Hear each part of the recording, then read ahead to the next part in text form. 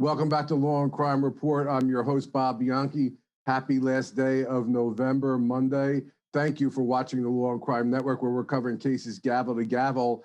And I want to get into the 15-hour deliberation of one of those cases that we covered, and that was Ohio versus Erica Stefanko. This was a really interesting and fascinating case for those of you who followed it. There wasn't a lot of forensic evidence. There was data that came years later, witnesses that by the admission of the prosecution had credibility problems on both the state side as well as the defense side.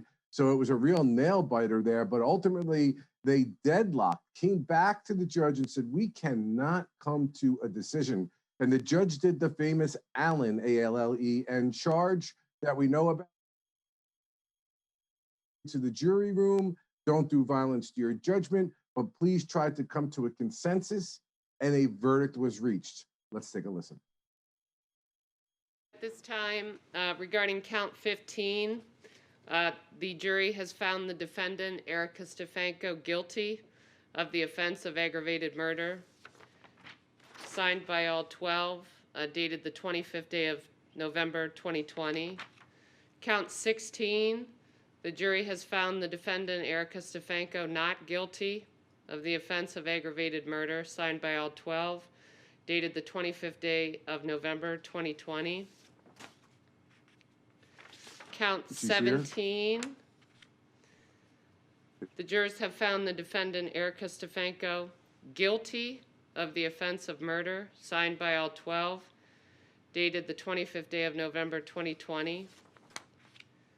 Count 18, the jury has found the defendant, Erica Stefanko, not guilty of the offense of murder. Count 19, the jury has found the defendant, Erica Stefanko, not guilty of the offense of kidnapping. Count 20, the jury has found the defendant, Erica Stefanko, not guilty of the offense of aggravated robbery. Okay, so this was an interesting case here in which he was convicted essentially of participating in a plan to order a pizza because the victim, Ashley Biggs, was a pizza delivery driver for Domino's, in order to lure her into a location where Chad Cobb, the boyfriend, and the mixed relationship between them, the two women in the case, murdered her. He had previously pled guilty in order to avoid a death penalty conviction, and was sentenced to life without parole, and became a cooperating witness in that particular case against Erica Stefanko. I've got John Delatorre with me. He's a licensed psychologist in Arizona and Texas from the Psychological Consulting Services out there in Mesa, Texas. Is it Mesa, Arizona, or Mesa, John? Mesa. Okay. Forensic psychology provides therapy and assessment for adult sex offenders and general risk threat assessments. John, you've been following this case. Give me your thoughts on the verdict, because it could have gone either way. And I will say this. We were very, very happy, at least I was, and I think many of the guests that I had when we covered the show. This was a very well lawyered case on both sides. They did an excellent job at bringing out credibility issues by the defense, and as far as the prosecution was concerned, stitching together piece by piece evidentiary issues that showed all these years later that Erica Stefanko was in fact a participant in the plan to lure Ashley Biggs to her murder. What do you think of the verdict overall? Yeah, I think if we surveyed the jury, I think a lot of them would definitely be talking about how difficult it is years later to come up with, is she responsible? Having some of the witnesses, having different kinds of issues as to why they're testifying in the cases. I'm not surprised it took them 15 hours, and I'm not surprised that they came back to the judge and said, we're having a real difficult time, because it's very difficult to piece out what exactly Stefanko was involved in and how that's specifically related to what Cobb actually wanted to do. And the behaviors that Cobb ultimately did are not the same thing. They're not the same level that Stefanko actually did. So I'm not surprised the jury really struggled with this. Yeah, and one of the compelling pieces of evidence that the prosecution had was a surreptitiously or secret recording between Chad Cobb's mother and the defendant, which was the centerpiece, I would say, of the prosecution's argument. Let's take a listen. At this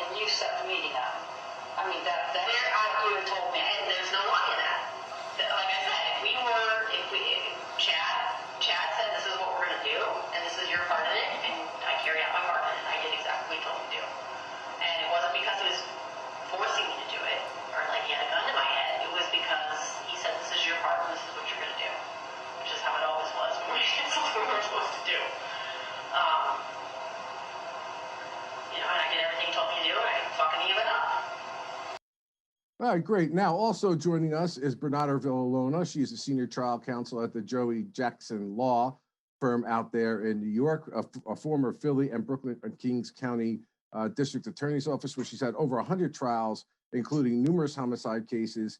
She was an ADA serving as the senior homicide person there, and she is a TV legal analyst. Welcome to the show again, Bernarda. Hi, Bob. A pleasure to be here. All right. So, okay, guys, this was the centerpiece of the prosecution's, argument here with regard to this tape. It was a little difficult to understand, but Bernarda, obviously the jury came back with a split verdict, but with the higher charges of murder. We were debating whether or not that audio was going to make a difference. What are your thoughts about the impact of that audio on their decision?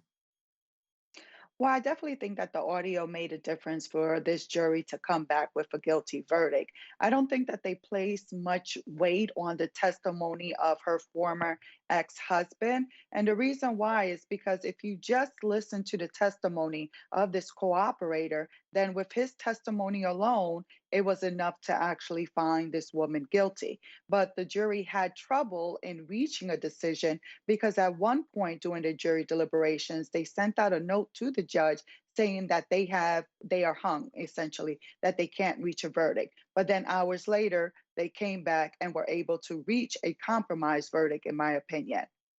Well, it's interesting because the jury also asked to have that audio recording played back to them, for which there wasn't a transcript. I think we can go on and talk about how that was done or why it was not done. But also, let's listen to killer Chad Cobb, who's an admitted killer that was a government's witness testifying on behalf of the state with respect to something that he said, which was shocking to all during the course of the trial and probably shocking to prosecutors, that he actually didn't strangle Stefanko. In spite of you pleading guilty, you filed this appeal. Is that your way of not accepting responsibility?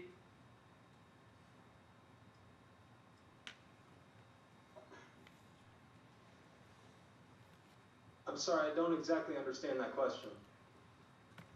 By filing this appeal, you were trying to overturn your plea? No, sir. Mind you, my knowledge of law isn't very good, but I believed that the information that was seemingly restricted from coming into the court would have been able to be presented during an appeal, but I didn't know how the law worked, and I found out that that was not the case.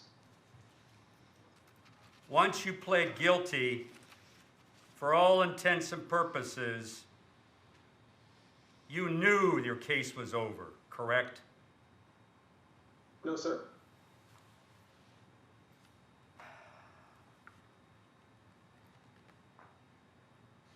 Part of this case, the aggravated murder case, involved you driving Ashley's car to a location in Wayne County. Is that correct? Yes, sir. You were born and raised, well, not born there, you were born in Oklahoma, but you were raised in Wayne County, correct? From roughly 10 years of age and up, yes, sir. Right, standing corrected. Basically, what he's doing is distancing himself from his plea of guilty with regard to the murder of Ashley Biggs, which I think was probably a big shocker to prosecutors. Not to mention, Bernard, I want to get your point of view on this, that at one point in time, he indicated that Stefanko had no involvement in the planning of this. Do you think prosecutors were shocked? We all know that. We've all had witnesses on the stand and something comes out and you're like, yikes, I never heard that before. But that certainly weren't two good areas for the prosecution, not to mention the fact that anytime, Bernarda, you put a cooperating defendant on the stand that has a motive to lie, when you sleep with dogs, you can catch fleas. Apparently that didn't occur in this case, but it was risky. It was definitely very risky to have put this man who admitted under oath that he actually strangled and killed this woman on the stand. And now for him to be doing trial going against what he swore that he did and going back and forth as to who did what is definitely troubling for a jury and definitely trouble for a prosecutor. But the problem is, I think what it was with the prosecutor is that they knew that without his testimony, it would be very difficult for a jury to convict this woman, Stefanko. So they had to weigh their options and actually decided on putting him on. But it's very difficult when you're dealing with a cooperator and you try to stay away with it, stay away from cooperators unless you absolutely need them. Right, right. Well said, well said. Doc, I got to ask you, I always love having you on the show because you give us that kind of insight. Tell us, what psychological things did you see in this? What pathology? You're a forensic psychologist. You see things in terms of the whole dynamic that was going on here amongst this family, especially over the children, and what jury psychology occurs here when they say they're deadlocked and then ultimately come to a split verdict? Yeah, so I think the defense kind of missed an opportunity here. So if we go back to the audio tape, it sounds like Stefanko says that she kind of just listens to anything Cobb tells her to do. And if we listen to Cobb in his testimony, there's a lot of like, well, I forgot, well, I don't know, well, I wasn't quite sure. So there's a lot of this sort of assumed disability that Cobb kind of presents as he portrays himself. So it's possible that Cobb really wants to control all of the women around him. And when he's confronted by other men or maybe more powerful women, he feels the sense that in order to protect himself, he has to play the aw shucks assumed disability person. Now, that can truly influence the jury because then they're not quite sure who they're exactly listening to, which can make them a bit confused. So the defense had an opportunity to bring in a psychology expert, perhaps a domestic violence expert, to talk about how control plays a big influence in a relationship and how someone can revert from one personality structure to another in order to influence the desired outcome that that person wants, which may have cleared up a lot of the jury's confusion. Wow, interesting perspective. Well, you know, listen, we all tried cases. I know Bernarda knows this for a fact, where we look at what we want to be saying in summation and then kind of go backwards in order to make sure that we have the evidence to be able to say that, because your summations, while they're not evidence, you want it to be based upon the evidence that you developed during the course of the trial. So here at the Law&Crime Network, we're going to take a quick break and we're going to do a breakdown of the most important parts of the closing arguments of both sides on the other end. Stay with us.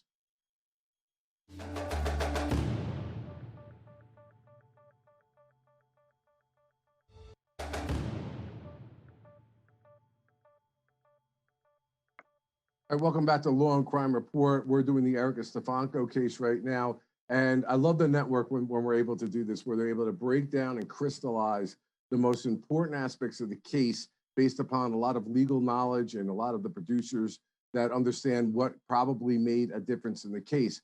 Part of that, like I said, summations are very important. Opening statements are very important. The evidence you produce is very important. But in summation, the prosecutor wants to bring it home, wrap it in a bow, give it to the jurors. And again, keep in mind, the prosecutor has to prove its case beyond a reasonable doubt to all 12 jurors, so they have a higher burden. The defense has to do absolutely nothing. They don't even have to say a single word during the course of the entire trial, although that did not occur here. But let's listen to how the prosecutor tried to wrap it up in summation with respect to the facts of this case that, again, had very little forensic evidence.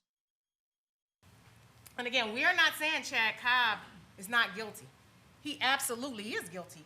That's why he is doing life without parole.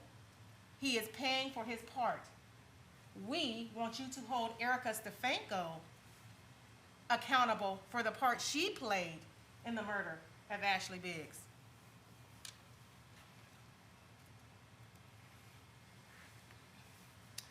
Complicity. The judge went over the complicity instructions. I talked about it in opening, and I'm going to touch on it again here because it is very important. It is very important that as you listen to the testimony and evidence that has been put forth to show that she's guilty beyond a reasonable doubt, you keep this legal concept in mind, that she did aid or abet, she helped, she assisted, she conspired with Chad in committing the murder of Ashley Biggs. You need to keep the concept that a person who knowingly does those things, who knowingly helps and aids and encourages and associates herself with another, either with the intent of committing a crime or in the actual commission of a crime, is regarded as if she is the chief person, the principal offender, as if she committed the act herself. Prosecutor did an excellent job in summation, and so did the defense. That's what made this case so interesting. Let's listen to a little bit of the defense closing. That Erica Stefanko is a scapegoat of Chad Cobb. He wants to use her to get out of prison. He has in his mind the fact that he's in prison for the rest of his days. He is got his good friend marrying his former wife after the divorce. His good friend is now living in the house that he used to live in.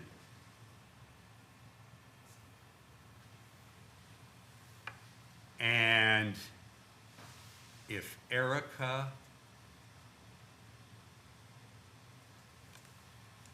is found not guilty, then he doesn't see how he's going to see his kids again. Dr. John, all trial lawyers tried cases differently in both how they present the case and the manner of aggressiveness or lack thereof that they have. Again, I think both attorneys did a great job in this case. What impact, I've always felt, that even beyond forensic evidence, the common sense human motivations that cause people to do things are things that jurors can understand much better than sometimes complicated expert testimony. So what are your thoughts overall about the summations, given the fact that, again, there was a split verdict here? Yeah, what I would say is that humans don't like unanswered questions. One of the big questions in this would be, how did the victim get to that place where she was killed? And so the prosecutor really kind of lays out, look, nothing happens in a bubble. No one just does things on a snap. People have help. And this is the person that helped the convicted killer commit this crime. So now it's on you, the jury, to convict this extra person. While the defense is mostly talking about how someone could easily be influenced by extraneous variables, so that the jury, who looks at a defendant through the eyes of, is this person violent? Is this person risky? That's when I'm going to convict. While the defense is really trying to say, look, this person was just, caught up in a series of events that she couldn't have foreseen and is now being persecuted by the convicted killer. Okay, Bernarda, Chad Cobb did not initially implicate Stefanko, testified for as a state's witness, kind of gave some contradictory information about where this pizza order between him and his daughter, GC, who was another witness that testified. There were some contradictions with regard to that. The Chad Cobb's mother is taking that secret recording, but not turning it over to law enforcement authorities for 4 years after it was taken. So what do you think was the most compelling thing the prosecutor did in terms of getting past that defense argument? And obviously we're successful. In your mind, what was the most compelling issue that jury grappled with were ultimately coming to the murder conviction? So, Bob, I think the most compelling issue and what the prosecutor did an excellent job was with actually honing in on the definition of complicity. And she did that throughout in her opening, as well as when she was questioning the witnesses. And in her summation, she had to focus. Every other word had something to do with a definition of complicity. Because the reality is that all the jury had to believe was, but for Erica Stefanko calling Domino's and having this person, the deceased, answer and make that delivery, then she would not have been there for Chad to kill her. So, but for her actions, we wouldn't have gotten to this step where now we have this mother who's dead. Okay, guys, let's switch gears a little bit here. A non-violent offender on a marijuana charge spent 31 years in prison. and after a lot of advocacy is about to get out, let's just talk a little bit in your minds.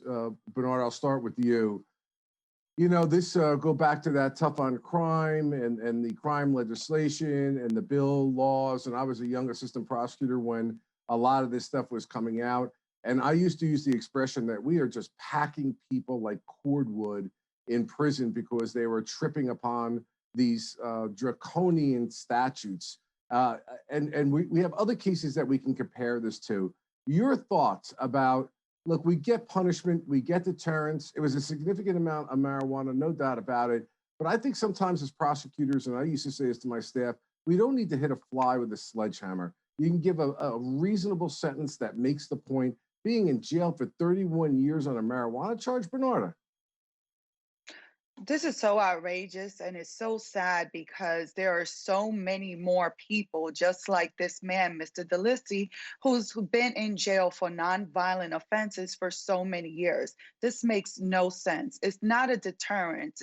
It's a sad story for the criminal justice system. There was no violence that was used in this crime. He is accused of, was found guilty of assisting and bringing over 100 pounds of marijuana.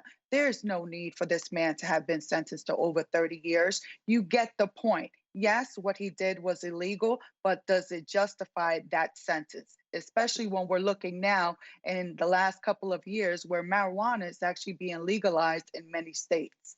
You know, and John, I used to say to the assistant prosecutors when they would come with their plea offers to me, well, why did you pick 20 years? Why not 15 years? Why not 11 years? Why not 12.4396 years? Where are you coming up with these numbers? Now, some of these things are statutory guidelines, but it's stuff like this that not only is effective to society that we've had to warehouse this person for this period of time, but I know our audience is going to say, what about all those really violent offenders, those who have done far worse than this particular man, but because he got caught in a statutory scheme, a nonviolent marijuana offense gets 31 years and people get so much less for so much more serious crimes. John, what's going on? I think we have to look back at the time in which this trial had occurred. 1989. I wouldn't be surprised if we looked at those transcripts and there's some, nebulous connections to Pablo Escobar and stuff like that. And that kind of stuff really that really had a lot of fear, especially in Florida and other places in the Southwest. So I'm not surprised that there ended up being a real throwing of the book at this person out of the fear of the war on drugs. Yeah, well, that's it. Let me just go with you on that. That's the psychological part. Talk to me about the community psychological part, being tough on crime. And I was a prosecutor. I was very tough on crime for those cases that deserved it and gave rehabilitation for people and maybe some punishment. You've got to use and exercise your discretion. Is this community think? My feeling is many politicians and judges are afraid to do what they think is the right thing because there's so much weight of law and public opinion to throw the book at people. What do we do as a society to get around that idea to have more measured and balanced sentences? I think some of the issue comes in who's being voted for. Judges sometimes are voted on. District attorneys are sometimes voted on. I mean, once the person needs a vote in order to secure that position, then they're beholden to the public at large, and they're no longer beholden to the law itself. So removing some aspects of voters in some key legal system positions might go a long way in having a more balanced and more equitable type of legal system. Well, you know why I love the stories picked today? Because how can a person with 200 offenses and some violent offenses be allowed to be out on bail to kill 3 people? We'll tell you about that on the other end of the break.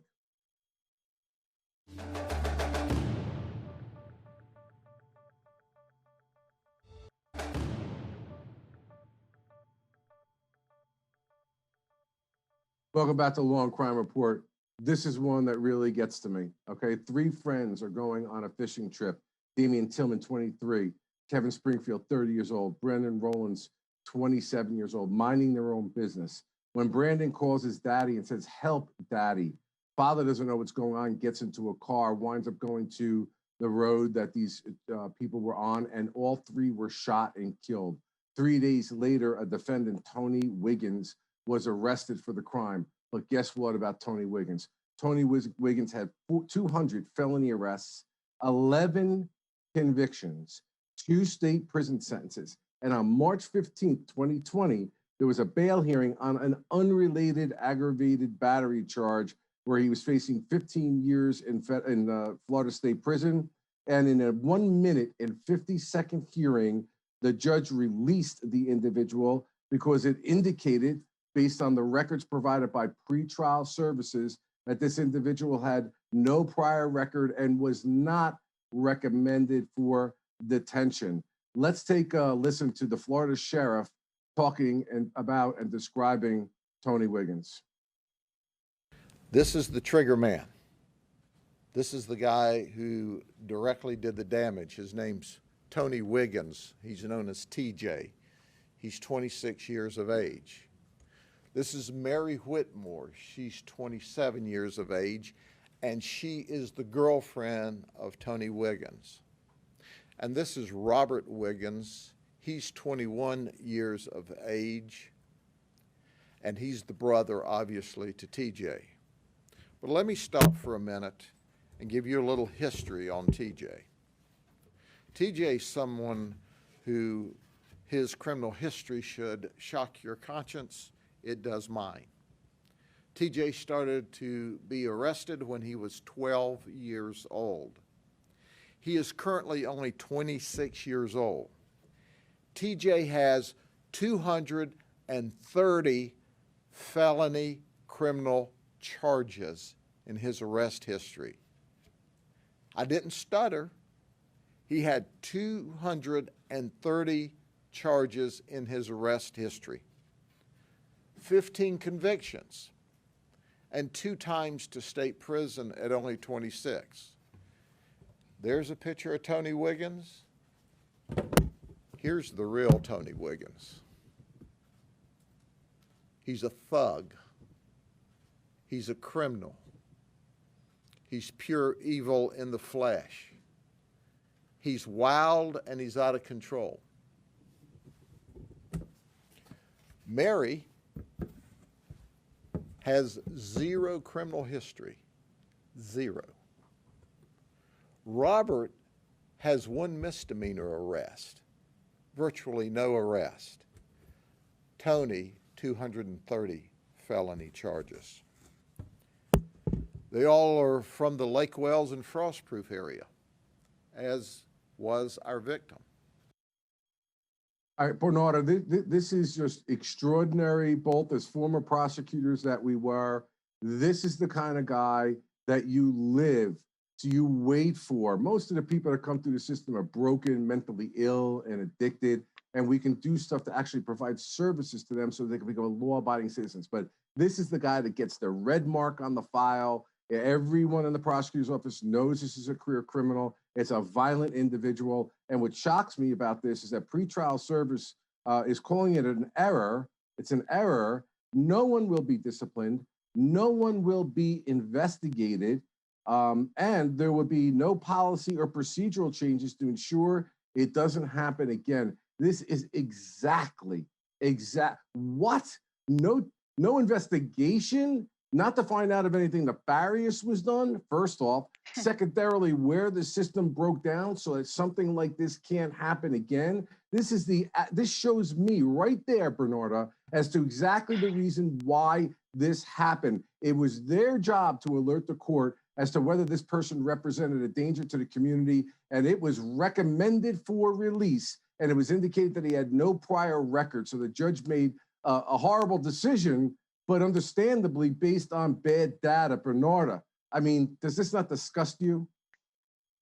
Bob, this is completely outrageous and disgusting and disappointing on so many levels. Here, this judge trusts and believes in the pretrial services in order to make decisions on whether someone should be let out on bail or whether monetary bail or remand is in place. And pretrial services dropped the ball. And they didn't do it in a little way. They did it in a humongous way where you have this man with 200 arrests and 15 conviction is released with no monetary bail and goes out and kills this person. This is so sad on so many levels. We know that the purpose of bail is to guarantee a person to show up in court, but also remember the public safety. For pretrial services to drop the ball like that and not even acknowledge or try to find where they went wrong is outrageous. Yeah, really, it's unbelievable. And let's not forget here, in this world, sheriffs and pretrial services and judges and prosecutors work together in order to try to get to the right result and making sure the community is protected. This sheriff is coming out of the box and making it very clear of his dissatisfaction. So that's a major political statement, an indictment, if you will, against the system. Let's listen to a little bit more. Damien now is at the lake, and he has met up with, during this time frame, Kevin and Brandon, who are in the white truck. And they have turned their trucks so that they're door to door talking to each other in the middle of the road. Robert drives and pulls up behind the white truck that's driven by Kevin with Brandon in the passenger side. TJ exited his truck. When he did, Brandon got out of his vehicle and shined a light back to see who was pulling up behind them. TJ rushed up to Brandon, pushed him against the truck, pulled a handgun out, and said, "Where's Kevin?" Well, Kevin's sitting in the driver's seat right there. And he looks and sees Kevin. He runs around, he being TJ, runs around between the red truck and the white truck. He points the gun at Kevin, and TJ says, "Where's my truck?" Kevin goes, "I don't know what you're talking about." "Yeah, you do. Where's my truck? You sold the engine out of my truck." Kevin said, "I don't know what you're talking about." At that moment in time, according to the information we've received, TJ hits Kevin. Damien starts to open the door of his vehicle and is screaming at TJ, "Put the gun away, put the gun away, put the gun away." TJ's out of control, screaming, "Where's my truck?" And he starts shooting Kevin and Brandon inside of the white truck. It's estimated, and this is still under investigation, he shoots him 9 to 10 times between the two of them. Then he turns on Damien and begins to shoot Damien, who's got his door open but is in his truck, several times. The only conflict we see is this: "Where's my truck? I heard you stole the engine or sold the engine out of my truck. Where's my truck? I heard you sold the engine out of my truck." And for that, this guy massacres 3 young men, 23, 27, and 30, on their way fishing Friday night near Frostproof. It's gut-wrenching. This is evil in the flesh. This is a guy who can hurt you just because it's the right thing for him to do at that moment in time with his 3 brain cells. Bernarda, 3 innocent people lost their lives because of this quote-unquote error by pretrial services. And I want to add something from the DA's point of view. Typically, the DA does a background check on individuals as well.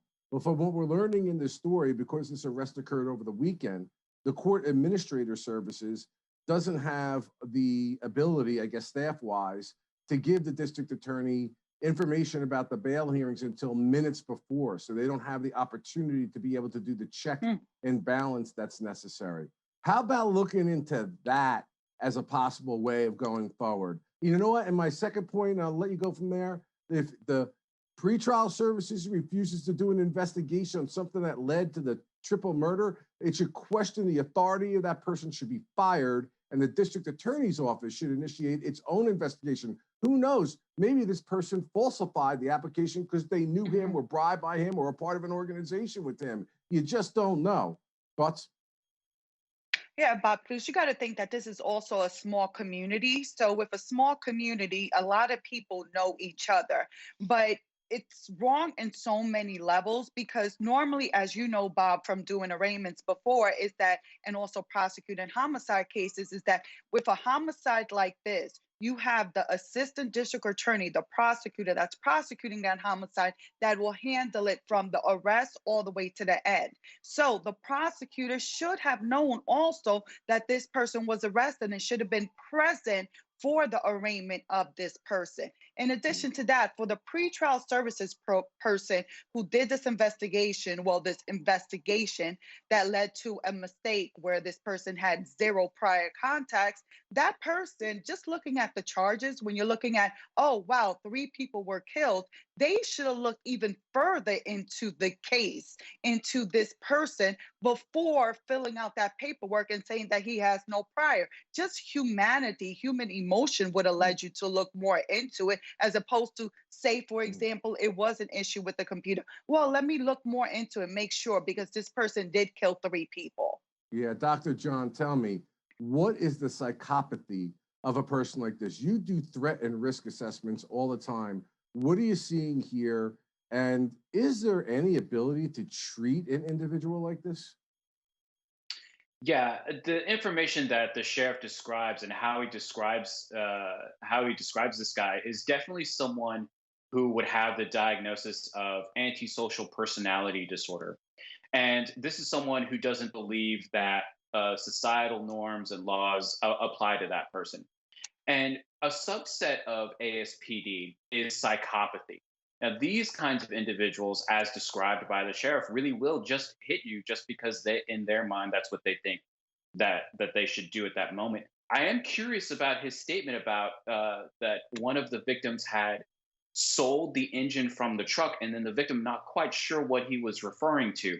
So there might be some mental health, maybe some psychotic symptoms that are at play here that would definitely lead him to needing more higher level services. But if he's just have a personality disorder on its own, it is extremely difficult to nearly impossible to kind of break and really kind of rehabilitate an individual that is essentially a psychopath. Well, Dr. John, I'm glad you brought that up because we talked about a man earlier that's been 31 years on a marijuana offense. And we also have a Manson figure who has been seeking parole on multiple occasions and can't get out, despite the fact the parole board is indicating that they have rehabilitated themselves and will not be a danger to the community. We'll get to that on the other side of the break.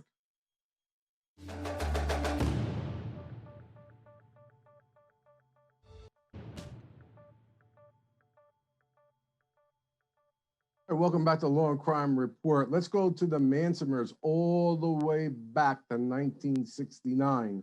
We're talking about Leslie Van Houten, who has been serving a sentence during that entire time. She has over 20 plus parole hearings, and on 4 occasions, the parole board has recommended that she be paroled, yet 2 governors, Governor Brown and Newsom, to each, have denied that request, citing the amorphous concept that the person represents a danger to the community. This was with respect to the 2 murders of the Lobiondos, the husband and wife, brutal by any stretch of the imagination. She went to trial. There was a mistrial. She ultimately was convicted and received a 7-year to life sentence. It was thought at the time, or argued by the defense and psychiatrists and psychologists that have reviewed her file, that she was compromised by LSD and Manson's influence. There was a question of whether or not those mental diseases or defects could have reduced it from a murder to a manslaughter. That did not occur. And from somebody who had interviewed her a lot in the jail and wrote a book, is that they believed that they were going to grow wings and become angels. This was the influence. She was 19 at the time, the youngest of all of the Manson crew. So guys, let me get into this first, obviously with Dr. John. there are people, she has shown remorse. She's denounced Manson. She's taking responsibility for her actions. I know there will be people that would throw the key away forever and never let her go. Nevertheless, there are parole laws, and the parole board is finding that, and that's their responsibility, that she should be paroled on 4 occasions that it's being denied. And at one point in time, I believe I read in my research, a lot of this has to do with the public perception. Should that be a valid thing here? And do you believe, based on what you've reviewed as a psychologist, she is no longer a danger to the community? Right. So females present a very complicated issue when it comes to extremist violence, which is essentially what cults can be defined as an extremist group. Women obviously do commit homicides, but the reasons for why they commit homicides vary very differently from men. They're generally very personal. And so while I can see how psychologists and psychiatrists would say, well, she was developmentally immature, right? She had this psychotic idea that she was going to grow wings and what she was doing was okay. There's also the part of antisociality, was something that we talked about in the previous segment, where the reason why she was able to commit this was because she didn't view as what she was doing as wrong. Now, eventually, the person can grow out of that. And so with women not really being diagnosed with antisocial personality disorder, there's obviously going to be an opportunity for her to remit and be to feel responsible for what she did and to show remorse. So I think it is possible that she has been completely rehabilitated and may not present as much of a violence risk as she did when she was 19 years old. Well, Doc, many will say anyone could say they have remorse and whatever to get themselves out. Are there not standardized psychological testings that try to attempt to see if they're malingering? There are. I know a lot of psychologists that work on parole boards have various risk assessments that they can use. Some of them aren't really designed for women because, again, women don't generally commit violence at the same rate that men do. And there are ways of determining whether or not someone is objective tests of determining whether or not someone is malingering or feigning or whatever it is that they're trying to do. But it's also about the feel. How do you feel when you're around that person? And if you don't feel good, if you feel upset, then that person really hasn't been rehabilitated. So it's a lot of just trusting your gut as well. Bernarda, we got a limited period of time, but what are your general thoughts as a former homicide prosecutor about her attempts to be released? Well, Bob, I have to say she's done about 50 years because this crime happened back in 1969. You would think that because the parole board has recommended that she be released, that she should actually be released because she has been in jail for a long period of time. I can understand for families to say, but my loved one is gone and it's because of her. But in the end, you have to respect the laws, the sentencing laws that give you this ability to grant parole if you find that the person has been rehabilitated, just as the parole board has found of this woman. Quickly, Bernarda, do you think that this is more of a political decision by these governors as opposed to a legal one? I think it's a political decision. Okay, excellent. Guys, listen, it's always great to have you on, John, especially because of all of the psychological expertise you bring, and Bernarda, certainly because of all of that great homicide experience, and now working for the Joey Jackson firm. Give him my regards. He's a good friend. You guys have done an excellent job. I hope you guys all have a great week. I will be back on Thursday. Please stay tuned here at the Law&Crime Network. We're going to have our regularly scheduled program. You be well.